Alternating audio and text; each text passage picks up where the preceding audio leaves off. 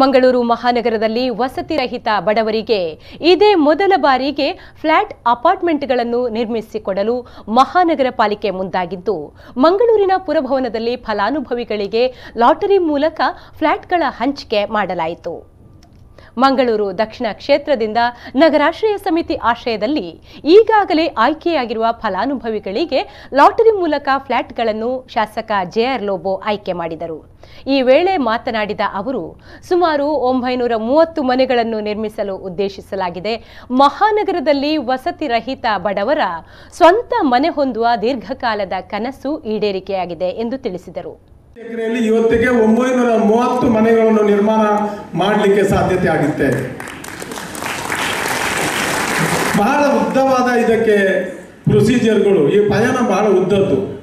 ರಾಜ್ಯ ಸರ್ಕಾರ, ಕೇಂದ್ರ ಸರ್ಕಾರ ಹಲವು ಹಂತಗಳಲ್ಲಿ ಹೋಗಿ ರಾಜ್ಯ ಸರ್ಕಾರದ ಪಾಲು, ಕೇಂದ್ರ ಸರ್ಕಾರದ ಪಾಲು ಪಡೆದು ಮಹಾನಗರ ಪಾಲಿಕೆಯು ತನ್ನ ಪಾಲನ್ನು ಹಾಕಿ ಮತ್ತೆ ಇದಕ್ಕೆ ಪುನಃ ಮೂಲಭೂತ ಸೌಕರ್ಯಕ್ಕೆ ರಾಜ್ಯ ಸರ್ಕಾರದಲ್ಲಿ ಮೊರೆ ಹೋಗಿ ಹೀಗೆ ಹಲವು ನಿರಂತರವಾದ ಪ್ರಯಾಣ ಮಾಡಿದ ನಂತರ ಕೊನೆಗೆ ಇವತ್ತು ನಾವು ಎಲ್ಲ ನಮ್ಮ ಮಂಜೂರಾತಿಗಳಿಗೆ ಬೇಕಾಗಿರುವಂಥ ಪ್ರೊಸೀಜರ್ಸ್ಗಳಿಗೆ ಏನು ರೀತಿ ನೀತಿಗಳು ಅದನ್ನೆಲ್ಲ ಮಾಡಿ ಟೆಂಡರ್ ಮಾಡಿ ಇವತ್ತಿಗೆ ತಯಾರಾಗಿದೆ. ಇವತ್ತು ಕಟ್ಟಡ ನಿರ್ಮಾಣಕ್ಕೆ ತಯಾರಾಗಿದೆ. ಈ ವೇಳೆ ಮೇಯರ್ ಕವಿತಾ ಸನಿಲ್, ವಿಧಾನ ಪರಿಷತ್ ಮುಖ್ಯ ಸಚೇತಕ ಐವನ್ ಡಿಸೋಜ, ಪಾಲಿಕೆ ಆಯುಕ್ತ ಮೊಹಮ್ಮದ್ ನಜೀರ್ ಮತ್ತಿತರರು ಉಪಸ್ಥಿತರಿದ್ದರು.